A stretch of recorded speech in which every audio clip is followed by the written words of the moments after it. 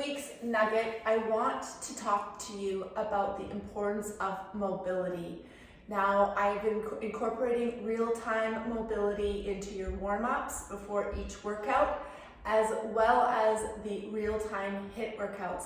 They will continue on into the spring session, but I cannot reiterate the importance of continuing to do these workouts. Some of them will be repeated from last session just because they're good.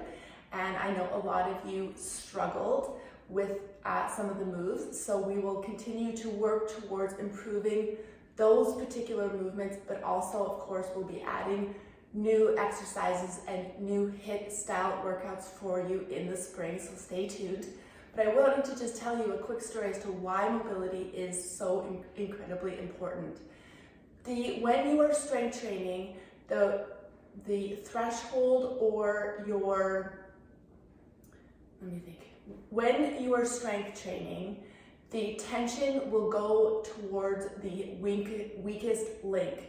So if you have got some tightnesses or some issues in joints, that tension, when you're trying to do a certain movement, will go towards the movement will go towards the area of the body that is creating.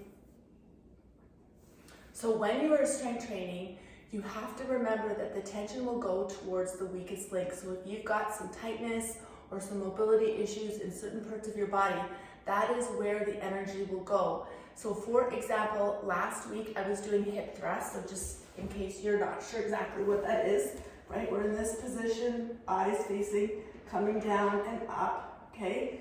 Because I have such a wonky right knee going on right now, we're working on it.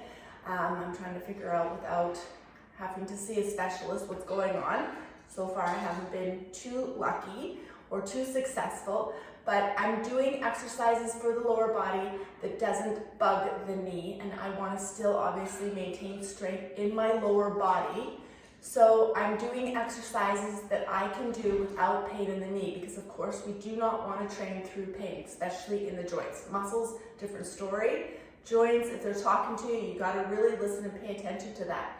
So exercises like hip thrusts, I can manage and do a full range of motion with very little or no pain. The next day, however, my butt was stiff, but only in the left side of my leg. So what does that tell you? I am not recruiting on this side because of what's going on in my knee. So I literally, when I squeezed my bum, I could feel that this side had got a ton of work through the hip thrust. I'm not really able to do too much with lower body. Hip thrust is something I can really still perform with heavy loads, full range of motion, but what reinforced me the importance of making sure that I'm really working on this knee and getting it fixed through, I believe, proper mobility work, proper stretch work, and recovery work, which obviously is included all in this program. It will get better. Of course, if it's just not getting better, I'm going to have to probably get some specific diagnosis, but for now, I am just pushing through what I think is best for my knee. But this spoke to me the next day. This did not. So what's happening here is my muscles are not able to recruit because of what's going on my knee. So it's pretty discouraging, but a huge reminder and an eye-opening experience for me that yes, indeed, we have to make sure we continue with our mobility work. So please, ladies, don't fast forward, don't skip through this, especially if you're feeling tightnesses and weaknesses in areas. When I mountain biked last week, I was okay to mountain bike, but I could tell there was just no power going through that quad because the knee just isn't strong right now. So I'm aware of what I need to do.